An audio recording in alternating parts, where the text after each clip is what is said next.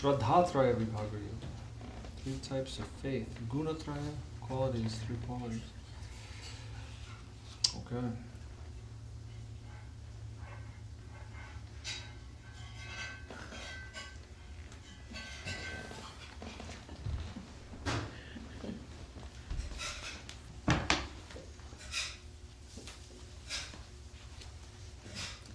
Chapter, what are we on? 16? What is it? Oh, no, 17. 17? 17.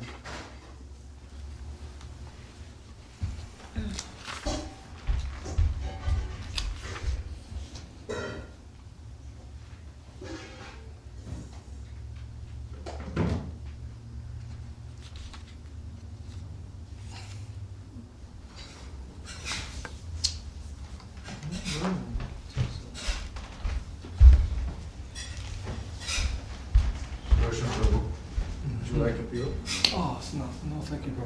Would you like a peanut?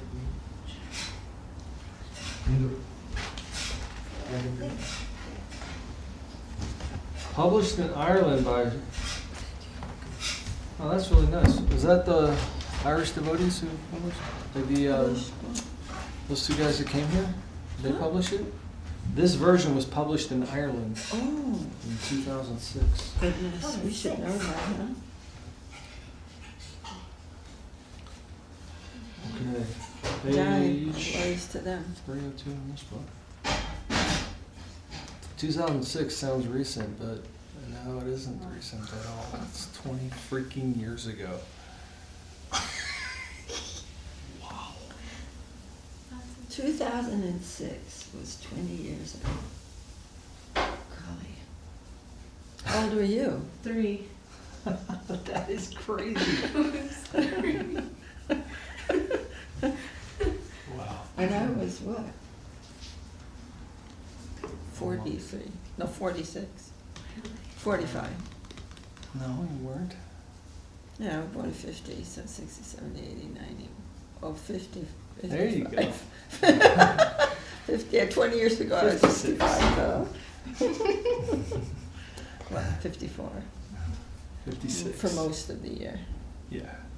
56 in 2006.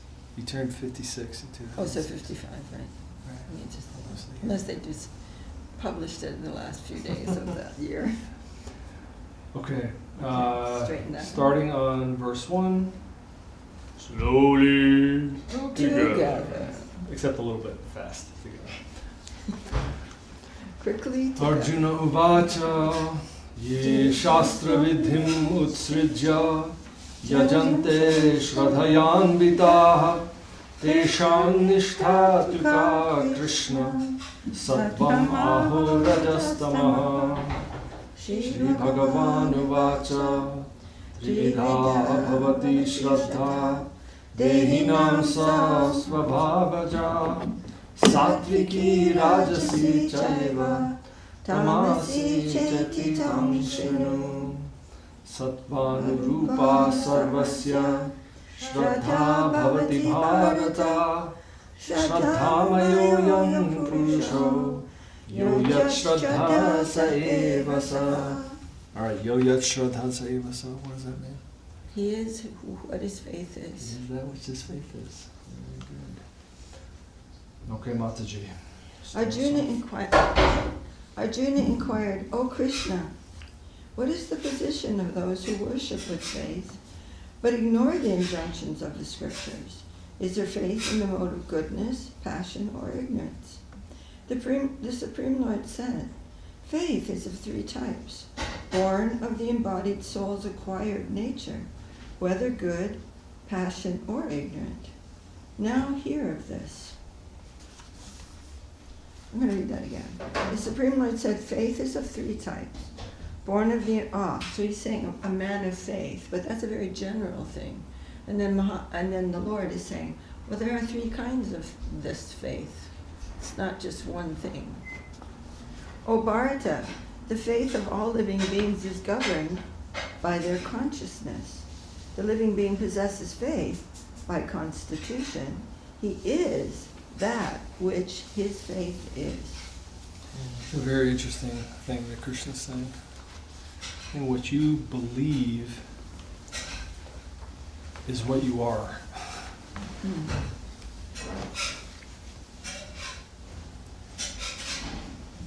This is like a navigation of the world of consciousness, because ultimately that's all there is. Like Krishna saying, what you believe governs your relationship with the world, and that's what you are. Be careful to understand what you actually think.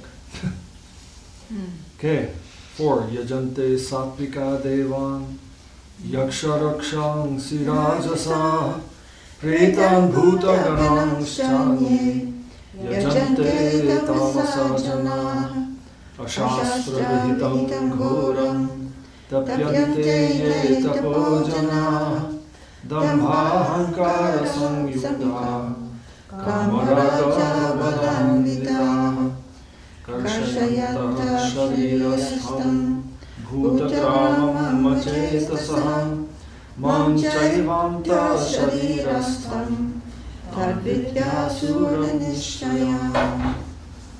Persons with faith of the nature of goodness worship the yaksha demigods and rakshasa demons. Whoops, sorry. Worship the demigods.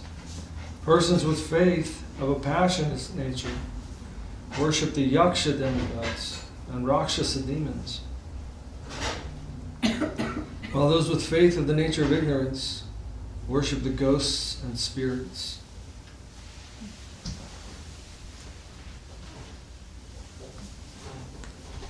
The yakshas are all followers of Kuvera. He's saying the yaksha demigods.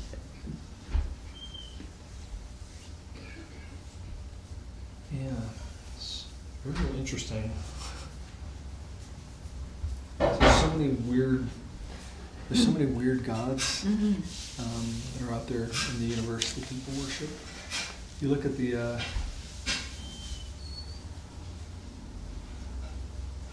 gods of the Semitic areas of the world, the Middle East, before the clarification of Jesus. There's some very weird gods. Oh yeah. Oh yeah. Like Baal, B-A-A-L. Have you guys heard of him? Kind of like a horrible god that supposedly all this like the horrible people that run the world today worship. It's like this. Anyways, I hesitate to say it in this class. Yeah, don't. But it's all gross. That type of intense desire that's finding that type of being to worship, and that exists. Yeah. Within the infinity.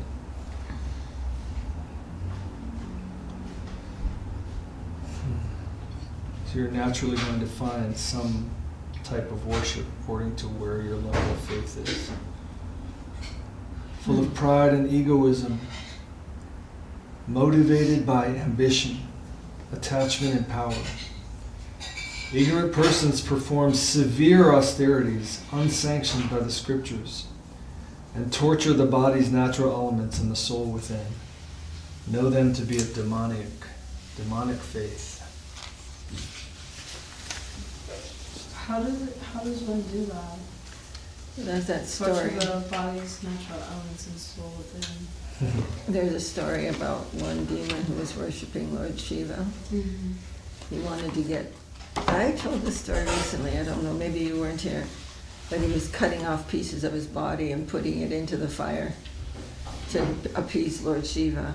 And finally Shiva came and he's like, "What are you doing?" He's like, he said, "Oh, you do offer me Ganges water. What do I want with pieces of your body?" But there are many stories. And then the benediction he wanted was that whose ever head he touched would crack in half. Oh yeah, I remember. That's that one. Rikasura was his name. Mm-hmm. But there are many histories. Well, Hiranyakashipu standing there, and his whole body was eaten by ants, except his bones, and he was still in there, just torturing the body for these, this kind of thing. But Sri Upanishad completely condemns that. And you often see the sacrificing of others as well for their own enjoyment, their own benefit. Mm-hmm. They'll torture themselves and they'll torture others. Physically, mentally, emotionally, or all the above? All the above, but obviously physically is the most obvious. Yeah.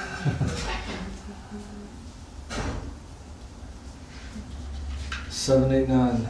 Aharastvapi sarvasya vividho bhavati priya yajyastavasthatha Tesham vedam imam shru Ayusattva balarogya Sukha priti vivardhana Rasya snigdha stira vidya Ahara sattvika priya Katvam lavadam yushna Tikshna ruksha vidahina Ahara rajasasyeshta Dukha shoka maya pada.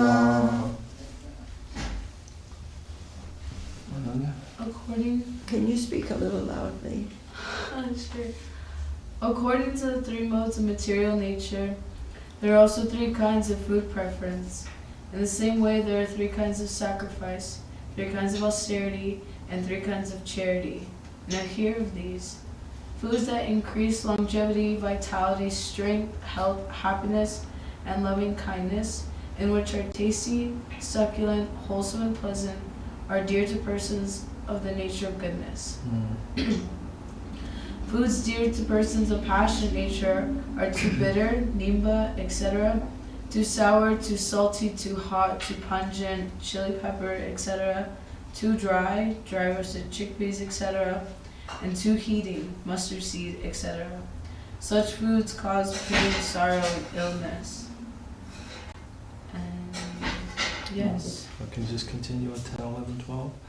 Yata yamam gatarasam puti paryushitam chayat uchishtam apicha medhyam bhojanam tamasapriyam apala kankshiti yagyo vididishto yajjate yashtavyam eveti manaha samadhaya sasatvikah abhisandhaya tu phalam tamhatham avichayvayat Ijjate bharata shrestha tam yagyam vidhi rajasam. We can read 13 also, just because it fits in the succession. Vidhihinam asrishtanam mantrahinam madakshinam shraddha virahitam yagyam tamasam parichakshate. Alright, Haridev Ru. Dear to the ignorant are foods that are stale, tasteless, foul-smelling, or were cooked the day before. Remnants, other than that of worshipable persons, and impure foods, such as meat, wine, and onions. That sacrifice which is in accordance with the scriptural injunctions and faithfully performed by a person free from fruitive desire is sacrifice of the nature of goodness. But, O Bharata, know that sacrifice which is performed in fruitive expectation and as a display of pomp and grandeur is sacrifice of the nature of passion. And that sacrifice, which ignores the injunctions of the scriptures, which is performed without distribution of foodstuffs, without uttering the appropriate mantras, without offerings to the priests, and without faith, is known as sacrifice in ignorance. Okay, so according to that type of, you can say essential being, the type of shraddha ultimately is what you're beginning your relationship with the world with, but then you can interact with many different parts of your life in these different modes. And your food that you eat, the food that you put inside your body, the food that you like, that's going to indicate different influence of different modes. And longevity, vitality, strength, health, happiness, and kindness, that's the result of foods in the mode of goodness. Passionate nature is really intense tastes, really intense feelings, but ultimately it's said that the mode of passion feels very good in the beginning and ends up in suffering in the end. And then, like most things in ignorance, it starts off bad for you and smelling bad, and it ends up bad for you. What about sweets? Sweets are Maybe I missed that. mode of ignorance for sure. And generally, sweets are considered in the mode of goodness, but that's not necessarily. I mean, there's just different kinds of things. Yeah, it's actually not mentioned in here. But you can see, ultimately it's a conscious plane where that's reflected in the body. You know? Some people will eat something really healthy and they're just like this has no taste at all. They need to have something like really intense taste. Painful almost. Right? Like it's like, some people, they eat a salad and they're just like, wow, like what is this? Other people eat a salad and they're like, oh my God, I can taste every single little thing and it has all this like amazing textures and like, you can feel like vitality from it.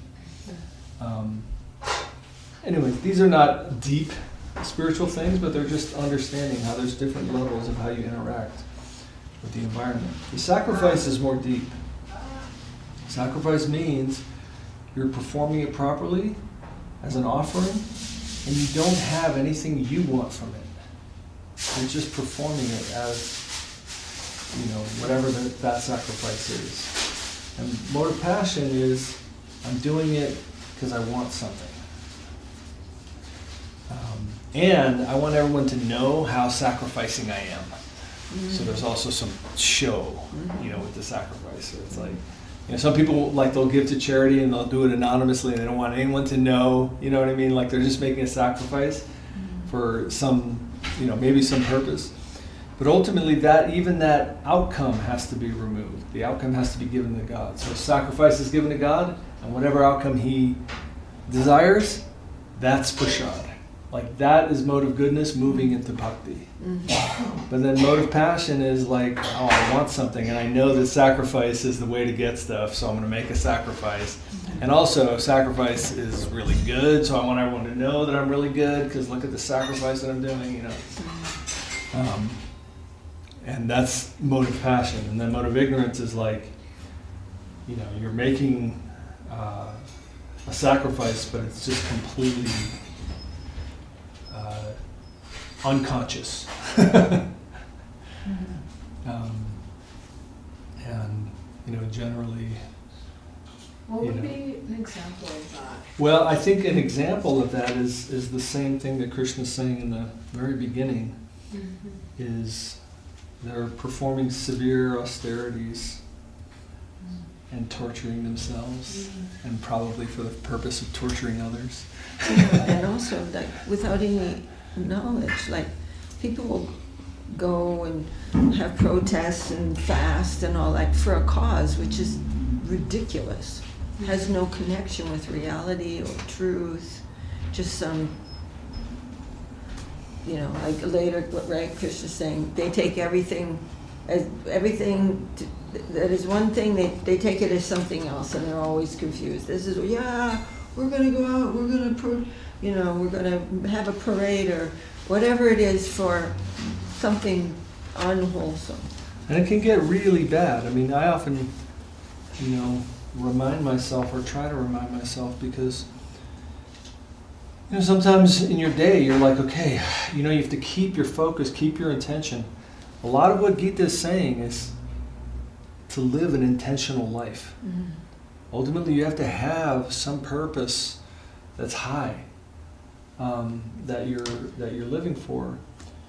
But like I think of sacrifice as like, that again I look at these people in a certain way in awe, and I used to see them all the time in Chicago. When you're addicted to crack, like you will sacrifice so much, but you're not thinking, okay, I'm going to go make a sacrifice. But you're sacrificing everything. You're sacrificing your family. You're sacrificing your entire day. You're sacrificing all your money. You're sacrificing your health. You're sacrificing on every level. But for what? Like, you're not even conscious that you're sacrificing. You're just like running around and just to take something that's ultimately poisonous to you, right? And I mean, it's amazing because, they walk constantly trying to get that next, whatever it is, $10, $15, $20 to get that next little rock. And they start, their arches and their feet start getting like bruised. So then they're trying to find like places on their feet to walk where they haven't bruised them yet because they've walked so much.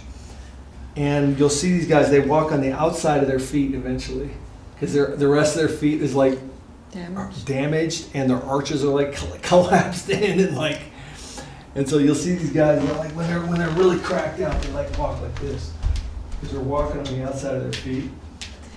And I'm thinking like, my God, they're sacrificing everything, but completely unconscious of like even the principle of sacrifice and just chasing something that is ultimately destroying them.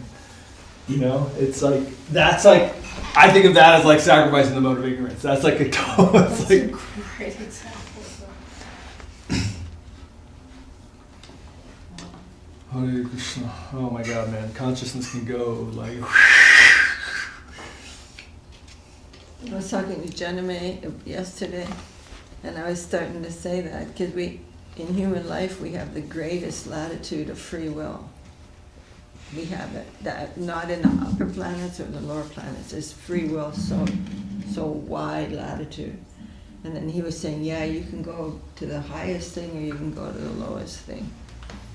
Then you can that's what Janame said. It's like, yeah, you can and go you way think up or there's like a rock bottom in human life, but it's like, you don't have to be a human. And the rock bottom could go way farther lower than you can even think of how far it can go. Like, it can go and go and go. So it's have to exert some intention. And if we have some tendency toward a lower thing, we have to exert some intention upon that. Recognize it and then exert some intention and go upward in life. Because you're not just going to go down to as low as you can go in this life by that low thing. But you're going to get a body that allows you to go lower. And you can go lower than that. You know what I mean? Like, there's all kinds of bodies that are out there that are populated by consciousness. And, Krishna's saying, what your faith is what you are. So that body essentially is a manifestation of where you're at in consciousness. That's what it is. So your consciousness can go, like, really messed up. Is it a good idea to approach the Lord from the fear of going lower and lower? So we're presented with a very high ideal by Mahaprabhu. And the high ideal of Mahaprabhu is come into connection with him in a mood of service. So to come into connection with him in a mood of service means you approach the Lord and say, how may I be utilized? How may I be utilized? And what his will is supreme good for you and everyone around you. But when we have some mixed faith, which most of us have, the idea is not to say, well, I can't pray that. I can't pray that prayer. Guru Maharaj actually emphasizes this very much. Approach the Lord. He is everything. He is absolute good. So you be utilized by that sector, and that is absolute good for you. That's what we should approach with the prayer. But if we can't approach with that kind of prayer, that doesn't mean that we should leave the Lord. So if you have some type of fear, save me from this type of fallen condition, don't not pray that to the Lord. You can pray that to the Lord. But that's a mixed prayer. Really, the pure prayer is to approach that higher Swarupa Shakti and to say, how may I be utilized? And to know that when they utilize you, that is such a high thing, that divine potency will pass through you. You will be raised through innumerable layers of messed up consciousness and mind by the grace of that service. And so that's a great gift of Mahaprabhu. Approach in the mood of a servant. And you can actually receive the highest thing from whatever position you're at.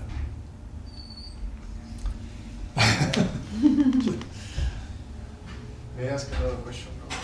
Please. Is it possible that even if we externally serve it, the Vaishnavas, or Guru, is it still possible that we're not being utilized by divinity? Yeah, I mean, it's a high thing to be utilized by divinity. And generally it's advised that the devotee doesn't have some type of, we don't have any type of ego. Like, oh, that's the highest thing? Well, I got it. I nailed it. Yeah, I just got utilized just now, man. You know what I mean? Like we don't want to have that type of ego. So the safe position is to be questioning yourself and at the same time desperate for that real thing. But the real thing is real. And maybe, the devotee is seeing the sweetness of the Lord. I'll give you maybe a little bit more of a mundane example, but something that I think is tangible for us. There's a guy named Scott Pressfield, who's a famous author. He wrote a lot of books. He wrote some books that became movies.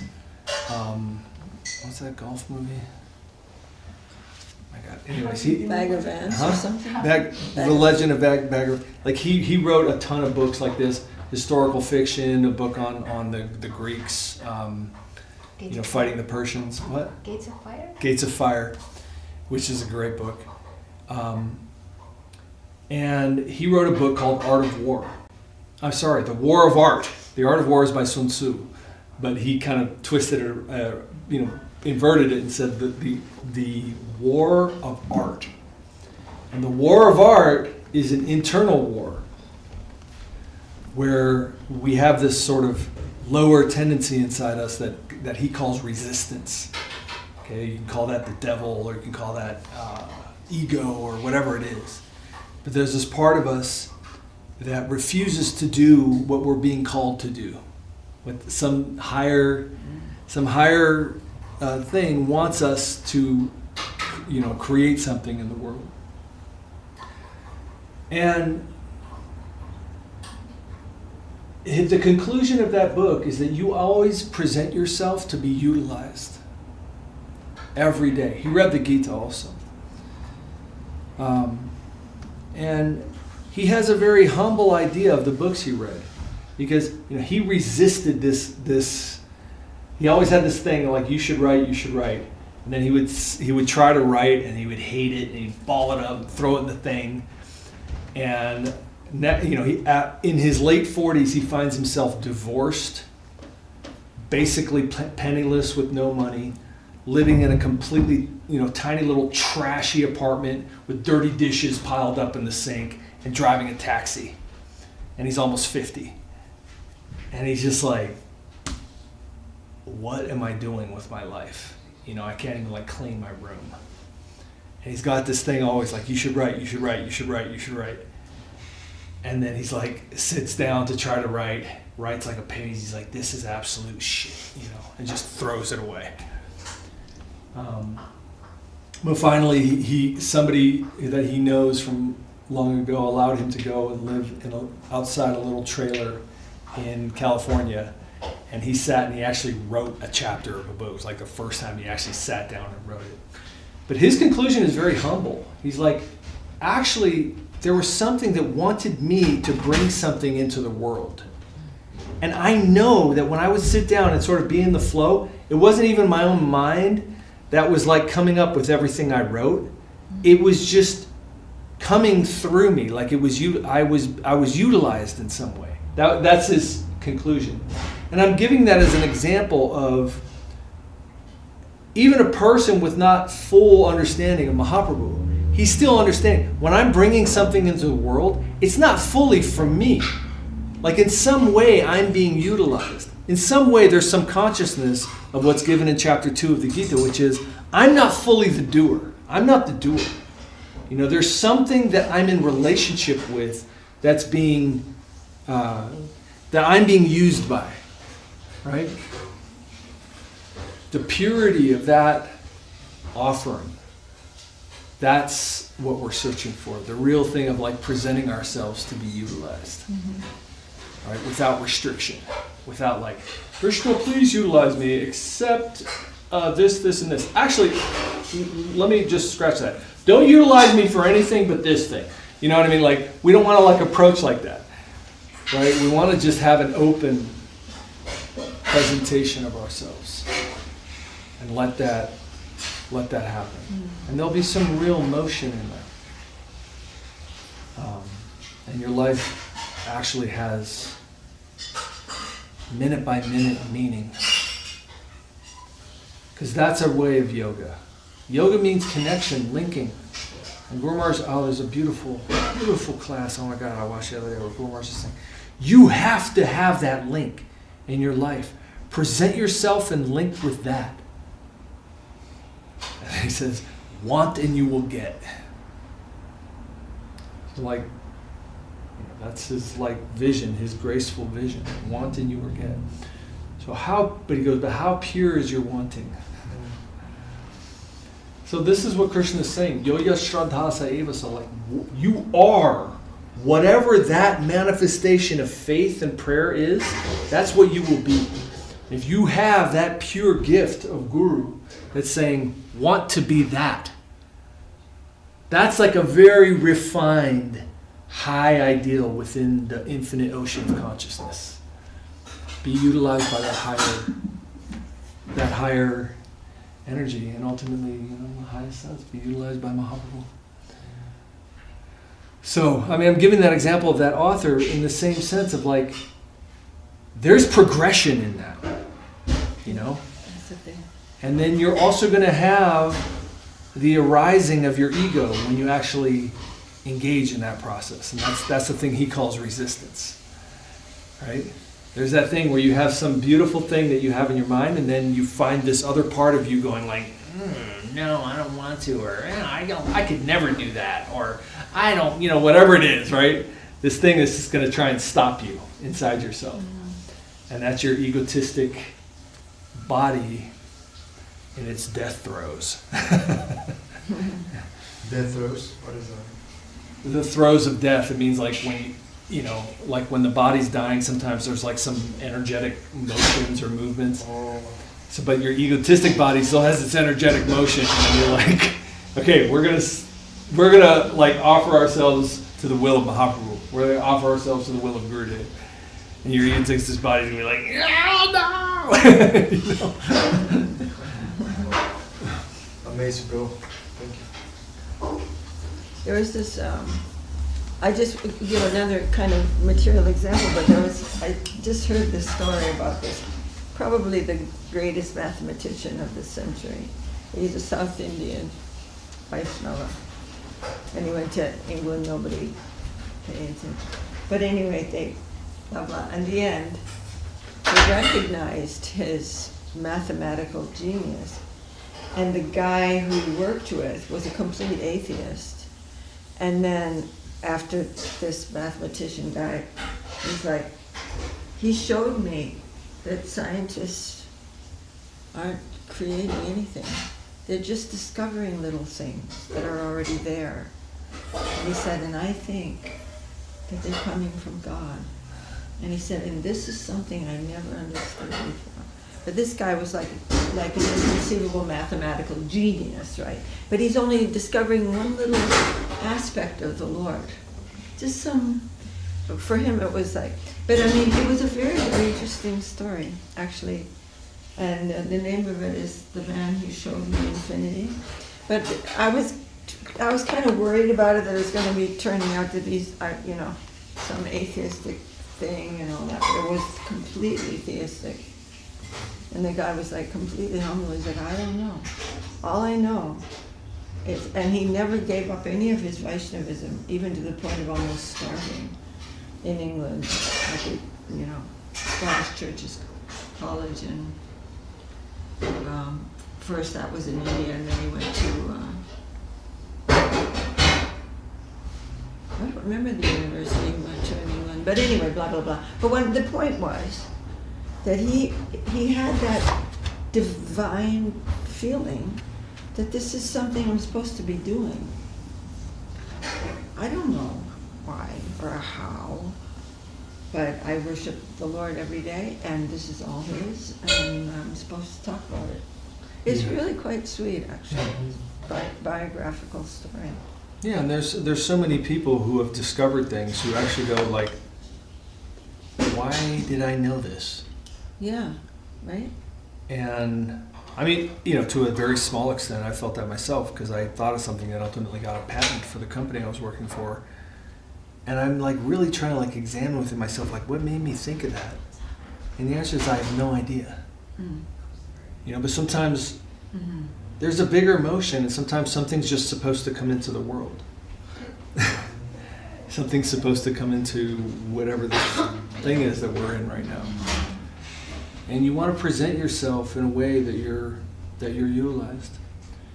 And I think we find ourselves being inspired in certain ways all the time. And so much of the time we just say, no. But it takes a little bit of sacrifice to actually pursue that, whatever it might be. The main thing is that you keep that honest desire to be utilized alive. Keep feeding that fire. Keep feeding that prayer. Keep feeding that shraddha. And you can have the courage to pursue things that come up to try to offer yourself. But that pursuit will be a sacrifice, not a exploitation.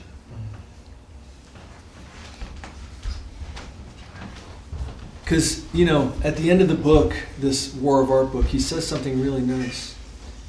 He says, there's certain days, he goes, I present myself for a minimum of 6 hours every day to be used. That's what he says. I sit down, I may have a completely dead brain, I may have absolutely zero desire to write, and no matter what my mind is saying, he goes, I present myself to write 6 hours a day. No matter what. And sometimes things come through me. And I thought that was a really kind of sacrificial way of speaking about your vocation. You're just presenting yourself to be used. And that time is like a sadhana. And he said, and sometimes I do feel like I'm being used. And he goes, and that's the best feeling I've ever felt. And that is the only thing I chase in life. Not money, not recognition, not anything else. The feeling that I was utilized. That's quite lovely, isn't it? Quite. And you connect that with, Mahaprabhu and Gurudev. Super glorious. So lovely. Hare Krishna. Okay, so we're going to read 14, 15, and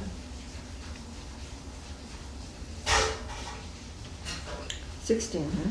16. Oh, no, maybe not. And 17. So we'll read 14 through 17. Brahmacharyam mahimsa cha shariram tapa uchyate anudvega karam vakyam satyam priyahitam chayat. I think we forgot the Devadvija Guru Pran. Oh, my fault. That was my fault. Devadvija Guru Pragya Pujanam Shaucham Arjavam Brahmacharyam Ahimsa cha Shariram Tapa Uchyate Anudvega Karam Vakyam Satyam Priyahitam Chayat Svadhyaya Vyasanam Chaiva Varmayam Tapa Uchyate. Manah Prasada Samyatvam Maunam Atma Vinigraha Bhava Sangshuddhirityeta Tapo Manasam Uchyate. Shraddhaya Paraya Taptam Tapasta Trividham Naraihi Aphala Kamshidhi Yuktaihi Sattvikam Parichakshate. Rebecca Didi? Worship of the deity, right? Yeah. The Brahman, the spiritual master, and the enlightened soul. Purity, simplicity, celibacy, and non-violence. These all constitute austerity of the body. Speech which does not disturb others, which is truthful, pleasing, yet beneficial, as well as regular recitation of the Vedas. All these are known as verbal austerity. Self-satisfaction, benevolence, stability, mental control, and pure-heartedness are all known as mental austerity. Sorry, that was actually the three that we should read. So this is very important. Remember, Krishna says there's three things that should never be given up. What are those three things in Sanskrit? Tapasya. Tapa. Tapa, yagya. Yagya. So we just went over sacrifice. We talked about the sacrifice. Now Krishna's talking about tapa, which is austerity. So austerity means to do hard things. But the outcome of tapa is said to be vibhuti, or some type of potency that you have. But these things are very, very sweet. I actually think these three verses are some of this, like three very sweet verses. So tapa, you think of, when I think of tapa, it's like, it's cold, you're in the water and you're freezing and you're just like, "Argh!" Or whatever it is, you're in the sun and you're surrounded by fire and you're just burning and you're suffering and you're like, "Argh!" Like whatever it is, that's tapa. And that's traditionally what tapa is. There's all these different types of austerities that you can do to become powerful or to, in a higher sense, in the mode of goodness, make a sacrifice or make an offering. But Krishna says, tapasya of speech means when you speak, here's how you do tapasya. Mm-hmm. Somebody want to read it again? Mm-hmm. Okay, this is tapasya. This is like but it's actually very sweet and mild and gentle. Speech which does not disturb others. Oh, maybe you should. Yeah. Which is truthful, pleasing, yet beneficial, as well as regular recitation of the Vedas. All these are known as verbal austerity. Isn't that sweet? Yeah. So you want to do some tapasya? Mm-hmm. Make all your words not cause anxiety to others. Make your words truthful, but pleasing. Because you can actually smash someone with the truth like a hammer. But Krishna says this very sweet way, truthful, pleasing, and beneficial. Speak that kind of truth. So beautiful. And that's tapasya. And what's the last? Read the Shastra like we're doing right now. That's tapasya of your speech. Like so beautiful, huh? Oh my God. It's like really so sweet. And then you want to do tapasya in your own mind. That's a real tapasya. You want to read that out loud again? 16. Self-satisfaction, benevolence, stability, mental control, and pure-heartedness are all known as mental austerity. Yeah. It's hard. Be satisfied. All this stuff's going on. It's okay. Be satisfied. What is benevolence in this? Benevolence means to wish well upon others. Benevolence means I wish well upon you. And you, and you, and you, and you. Everyone, you wish well upon them. That's benevolence. That's austerity in your mind. But it's sweet. That's the type of austerity Krishna's prescribing. Stability. Your mind wants to wonk out. Dude, be around a crazy person. I mean, we're all sort of crazy in a way. But when you be around somebody who really let themselves go, they're unstable as hell. And they're enjoying it. They let it go. They're tasting something. They're... Do they realize that they're enjoying it? I have to say, I don't know if this is the right thing to say, but I've lived in a lot of temples for a lot of years, which means I've been around a lot of crazy people.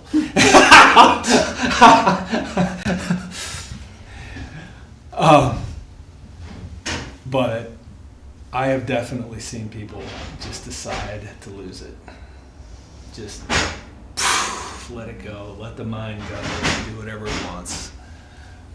Okay? Keep that mind stable. Don't get high. Don't get low. Keep it stable.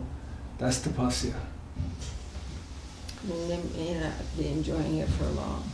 Because it leads down to a very... And there's another chapter. dark. Actually, Krishna's about to say this again in the next chapter. How when you let your mind go, ultimately there's a stairway down at which point you lose yourself. So stability, mental control, those are tapasya.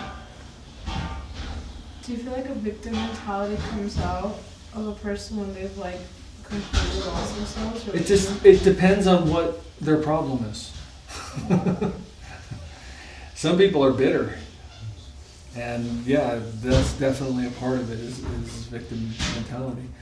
Some people like to be delusional. Some people are absolutely becoming monsters because of their ego. Some people are seeing that everyone needs to be punished. Right? There's all kinds of stuff that's going on. Right? So that's, keeping all that under control. That's a tapasya. That's serious tapasya. But the sweet tapasya is wish well upon others. Like really from your heart, wish well, be benevolent. Be satisfied in your circumstance. And then the last one, pure-heartedness. That's all mental austerity. So I think these two, particularly, the austerity of the mind and the austerity of speech, are like very cleansing. Very like, just like a sweet shower for your mind and your speech. And then of course, keeping yourself clean in your body means worship with your body. Worship the deities, worship the Guru. And be pure, be simple. Don't exploit others. Don't harm others. That's an austerity of your body. Like very sweet. Very beautiful instructions. Okay. 17 we already read. 18 and... I don't think so. We didn't read We didn't read, but I think it goes together with 18 and 19. So we'll just read the Sanskrit of 18 and 19. So this will finish out tapa. So Krishna did sacrifice. This will finish out austerity. And then the last part is charity. Okay, 18. Satkaramana pujatam tapodambhena chaivayat kriyate.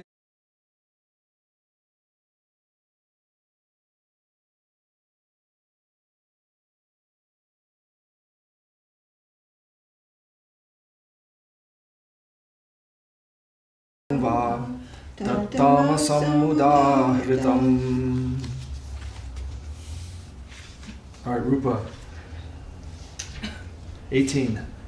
17. When performed by a desireless, devout soul with deep faith in the Supreme Lord, this threefold austerity of thought, word, and deed is of the nature of goodness. That understanding... Unenduring. Unenduring means it doesn't last. We're going till 19, right? Yep. That unenduring transitory austerity which is proudly performed for the sake of gain, worship, name and fame is known as austerity of the nature of passion. That austerity which is performed with dubious Dubious What dubious? Dubious Means- intent. Dubious means like doubtful. That austerity Not which clear. performed with dubious intent, causing self-torture or meant to harm others is known as austerity in the nature of ignorance. Maybe suspicious is a good translation of dubious. Right, That's right. Dubious intent. Yeah. Causing self-torture or meant to harm others is known as austerity of the nature of ignorance. So, question. It says here, when performed by desireless devout soul, this threefold austerity of thought, word, and deed. That means the ones we just read, 14, 15, Yeah. and 16. Yeah. But then, how can those be performed with that meant to harm others? No, he's The saying, previous. He's saying- like, there's, you know how there's like a verse that says, this is passion, this is ignorance, this is goodness?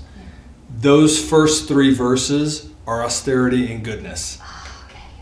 Austerity of the body and goodness, austerity of the speech and goodness, austerity of the mind and goodness. So, those cannot be performed in the mode of passion? No, those are the austerities of goodness. But like Mode of some- passion very often is not benevolent. You know what I mean? It doesn't want good for others. It basically wants stuff and wants outcomes, and others are either helping those or not helping those.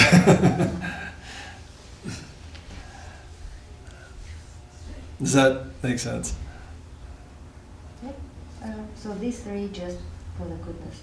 Yeah. And we don't have this kind of expansion on the other two then? No. Yeah, there's just the simple transitory austerity proudly performed for No. outcomes. Thank you. Intention. Because I can read Dubious scriptures intention. in passion, I know. I can do a few of these things. Oh, Ignorance. you are talented. Versatile. No, sure, yeah. But generally, I mean, if you're doing all of those, it's going to be uplifting, right? Like if you very consciously speak words that don't disturb people, that are truthful but pleasing, like you have to go through a process of goodness to do that. You know what I mean? So mood of goodness is like what Srila Maharaj was saying, that like, Tell the gentle truth. Like give everything, don't get anything. Like don't expect to gain anything. Like, Yeah, mode of goodness means you're not looking for an outcome. yeah. This sentence says like you're not looking for an outcome. So it's like one of these like. It was like a famous talk, like where Goswami Maharaj was talking with Srila Maharaj, and like Srila Maharaj asked him like, "Oh, is it a beautiful sentence that like give everything, receive everything?" And Goswami Maharaj said, "Yeah, it's beautiful." And like, how about like give everything and don't receive like anything? And Goswami, I don't know, I just listened to Sahadev talking about this, and like he said like Goswami Maharaj got a bit like sad, and he said, "Yeah, it's also beautiful," but it's like, and Srila Maharaj saw that he got like sad, and he said like, but on that level you basically had nothing to give, like so you kind of like what you give everything, it actually doesn't value at all like what you're giving, so it's kind of a fair trade. Also. Yeah,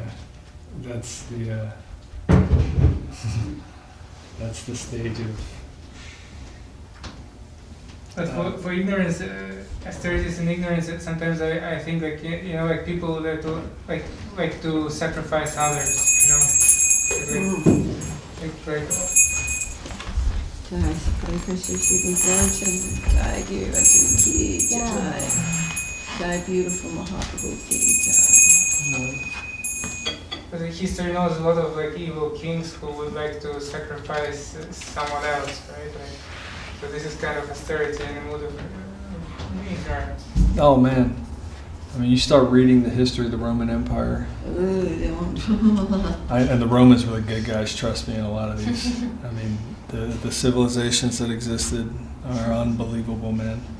Read about like Carthage, the Carthaginians, like in current modern day Tunisia and Algeria. I mean, unbelievable, dude. And there was a lot of sacrifice going on by those people. Not them, but sacrificing others. And a lot of kids. A lot of kids. Oh. That's one of the... This is who? The Carthaginians, Carthage. Have you heard of Carthage? Hannibal. Yeah, always. Hannibal was the leader of Carthage. I think the Roman. He Yeah, these things come took and a go. bunch of elephants and took them up through Spain, across France, and from the north he attacked Rome and sacked Rome. And then the Romans were like, okay. And then they, like, for a long time fought against the Carthaginians, and ultimately they defeated them. And that's where, you know, some of these famous names like Scipio. He was the head of the Roman army that ultimately sacked Carthage. Anyways, the point is that sacrifice can be done in some pretty horrible ways. The Carthaginians were pretty good at that. Yeah, and I think it's good because to know about this thing. I mean, I don't like the details because it's so distressing, but that these things come and go, and I think it's a good perspective to have. You know, we've been through so many things, life after life, and so many situations come and go, and we don't know what the future will be. Like, we really don't know. Because things can disappear that look like they will be permanent, and things, I mean, we just don't, but if we have the right eyes, we will have progress in our lives from all these situations, I feel like. Jaya. Okay, verse 20.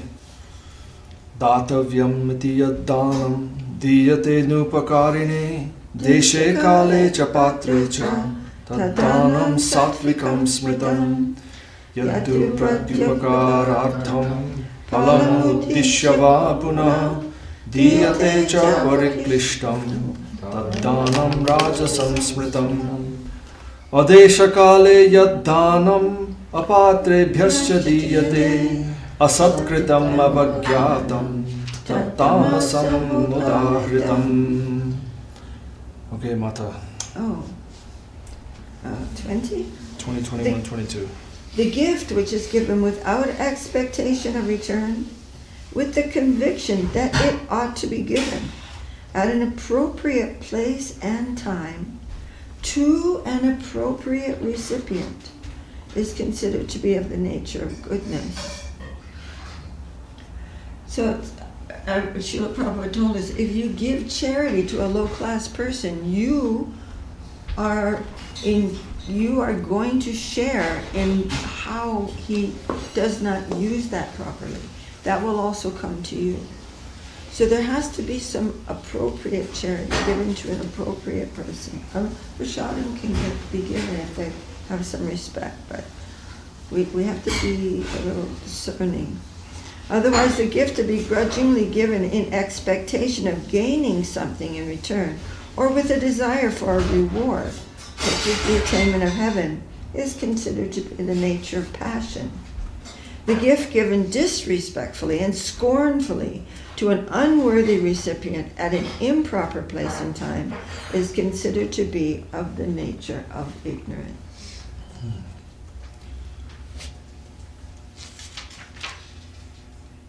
I remember going to the rainbow gathering. Everybody's being really magnanimous with each other in the most gross ways imaginable. And I was just like, oh my God, this is the idea of like sharing and being generous, but it's all junk, like really nasty stuff between people who don't know what they're doing. Helping each other to become more degraded. Of course the devotees were there, but otherwise it was pretty awful. Okay, 23 and 24. Om Tat Saditi Nirdesho Brahmanastri Vidhasruta Brahmanastena Vedascha Yagyascha Vihita Pura Tasmadam Mityudahritya Yagyadana Tapakriya Pravartante Vidhanokta Satatam Brahmavadinam. Scriptures say that the words Om, Tat, Sat indicate Brahman, the Supreme Spirit. At the time of the universal manifestation, the Brahmanas, the Vedas, and sacrifices were manifested by these three words. Thus the followers of the Vedas always utter the syllable Om, representing Brahman, the Absolute, to initiate their prescribed duties of sacrifice, charity, and austerity. Wow, I really love that. It's such a beautiful idea that all these divine sounds, one can do all things in connection with that. It's really lovely. Tad ityanabhisandhaya phalam yajna tapah kriya dana kriyascha vividha kriyante moksha kamkshivi sadbhave sadbhave cha sadityetat prayujyate prashaste karmani tatha satshabdat parthayujyate Yagye tapasi dane cha sthiti saditi chochate karma chaiva tadarthiyam sadityeva bhivirate. Persons aspiring for liberation utter the word Tat, representing Brahman, the Absolute, to invoke the performance of various acts of sacrifice, charity, and austerity without motivation for the results. Oh, lovely. O Partha, the word Sat, representing Brahman, the Absolute, indicates the truth and persons dedicated to the truth. Therefore, the word Sat is uttered to invoke the performance of auspicious activities. The word Sat is said to indicate the eternality of sacrifice, austerity, and charity. An action for the satisfaction of the Supreme Lord is called Sat, truth. Ashraddhaya hutam dattam tapastaptam kritam chayat asadityuchyate partha nachatat pretyo no iha. Iti Shri Mahabharate Shapasahasryang Sanhitayang Vayasikyang Bhishma Parvane Srimad Bhagavad-GITA Supanishatsu Brahma Vidyayam Yoga Shastre Shri Krishna Arjuna Samvade Shraddha Traya Vibhaga Yogo Nama Saptadasho Jaya. Hare Prabhu, 28. O Partha, sacrifice, charity, and austerity, or any action performed without faith in the Supreme is known as asat, or untruth. Such works cannot bring an auspicious result, either in this world or the next. End of chapter 17, the three types of faith. From the conversation of Sri Krishna and Arjuna in SRIMAD BHAGAVAD-GITA Upanishad, Yoga scripture of transcendental knowledge in Bhishma Parva of Sri Mahabharata, the holy scripture revealed by Srila Vyasadeva in 100,000 verses. Jaya. So the last verse is very, very important. Krishna is hitting this point many, many, many times. Consciousness is what exists. What brings value or non-value to an action is the intention and the faith with which it's performed. That's what brings value or non-value to an action. So your conscious intention, that faith, which is essentially who you are, being exercised, being alive being awake at the moment of the performance of your action, and to try to make that action an austerity, a charity, a sacrifice. That's living alive. Like actually be alive. Otherwise you're just an animal making motions. Here's the thing, your action should be performed with faith. Important. Okay, Jaya Shri Guru Maharaj ki Jaya. Jaya Shri Bhakti Sundar Goswami Maharaj ki Jaya. Jaya Shri Gauchand Mahaprabhu ki Jaya. Giriraj ji ki Jaya. Jaya Jaya Kurukshetra Dham ki Jaya. Shri Krishna Arjuna ki Jaya. Jaya Bhagavad-Gita Upanishad ki Jaya. Jaya Guru Premanande Hari Bol.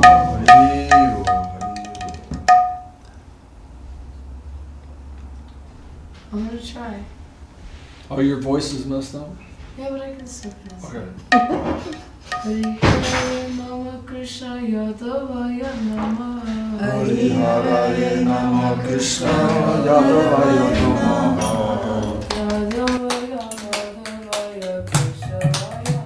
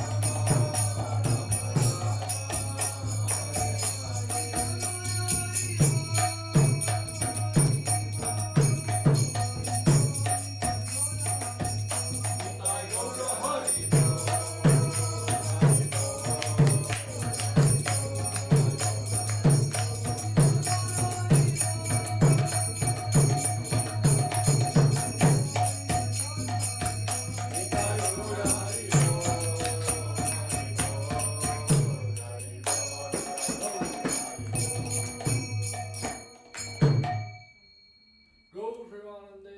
Haribo. Jai Namsankirtan ki jai. Jai. Devotees reading Gita tonight ki jai. Jai. Jai Mahaprasad ki jai. Jai. Damodar and Ananya for cooking prasadam ki jai. Jai. Only Damodar ki jai. Go Premanande. Haribo. With us is Bima Prabhu there? Vimal Prabhu is of course here, Bima, love you man. Love you. along with Shanta Devi also. She's been tuning a lot. Krishna Keshava Krishna Keshwara. has a message also. He said, he has a message. Uh-huh. He said, I think he's quoting something that you were saying, Prabhu. He said, sometimes there's a bigger emotion that wants to be brought into the world. It's a brilliant Sudarshan Prabhu. Great way of seeing life and how to be inspired, how to keep meaning. Thank you, he said. Haribo. Yo, thanks for the talk. And then, of course, Kyo asking many questions. Kyo present and also being very thankful for the, Okay. for the streams. Okay, how do you? Haribo. Wish you guys could have this Mahaprasad with us, but. Oh, but we should show them. Can we show them? We can show them. eyes. Yes, I always want to see when Here, I watch. go show them. Okay. And then can you close the She's gonna show the people that were watching the house. Oh, I could have saved the plate. Oh, the plate. No. Oh my goodness, look at these beautiful patties. Uttapam, but it's and mung dal. And then I shredded carrot, zucchini, daikon, turnip, Uttapam. eggplant, eggplant. Wow. Oh my god. Wow. I glazed it with this sauce. It's chili sauce. It's very spicy. All right, that's enough of that. It's enough. Enough of that. All right, y'all, come and get it. So I think that's gonna be better.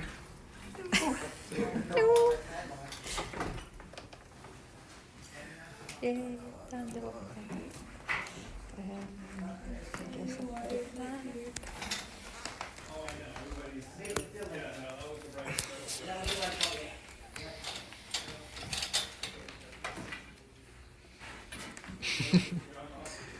All right.